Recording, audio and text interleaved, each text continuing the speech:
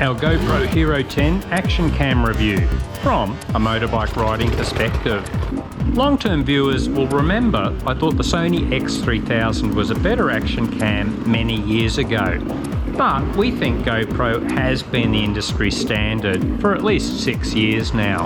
As usual, we will cover what we like about the Hero10, then what we don't like, and should you buy this action cam. The main changes from the previous 9: significantly faster processor, improved leveling, much better touchscreen, no lagging in the menu system, the lens cover repels water, it's a fraction lighter, and better low light performance.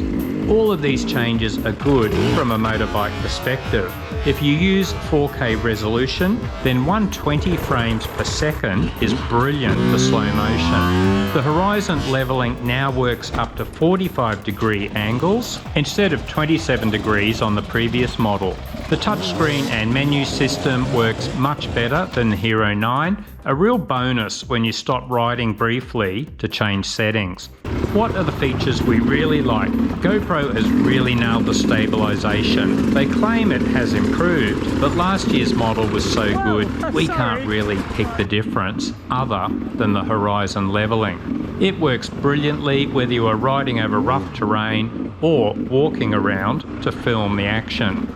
GoPro has a super view setting, a huge feature for riders. The camera digitally manipulates the footage to increase vertical coverage. This means you see the horizon and handlebars, and positioning the camera is not so critical.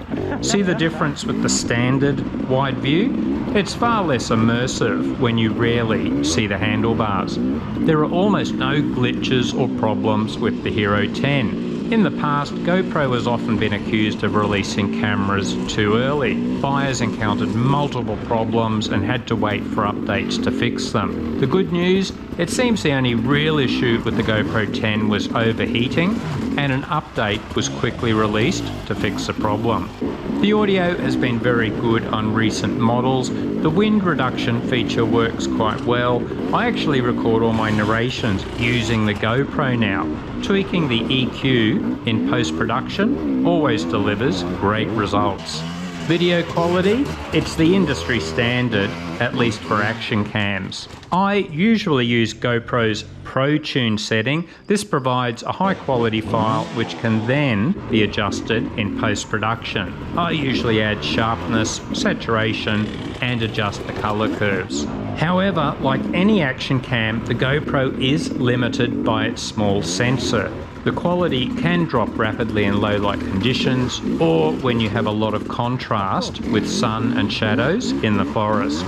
The range of mounting options for the GoPro is huge. Our favourite is the Dango chin bar mount. It's easy to remove and hold in your hand, even when riding. What don't we like? The GoPro 10 still freezes for no reason. It might only happen twice on each ride, but it's annoying when you have to stop and remove the battery to force a reset. I have encountered this on every GoPro model from 3 to 10. You can reduce the frequency with various tips, but it seems to be a built-in flaw to the operating system. Fortunately, the battery door is much easier to open on the GoPro Hero 10. The 9 model had a terrible door that often needed a screwdriver to force it open. And that's the only issue I have with this new model. I did Google around.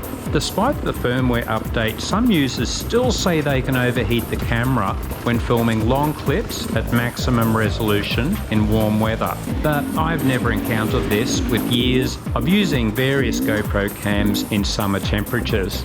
The price. Personally, I don't think the price is bad given the quality of this action cam. However, if you don't need the best quality and performance, there are plenty of budget alternatives out there. And that leads us into, should you buy this camera? If you want the industry standard for motorbike riding, yes. What if there is a discounted GoPro 9 available?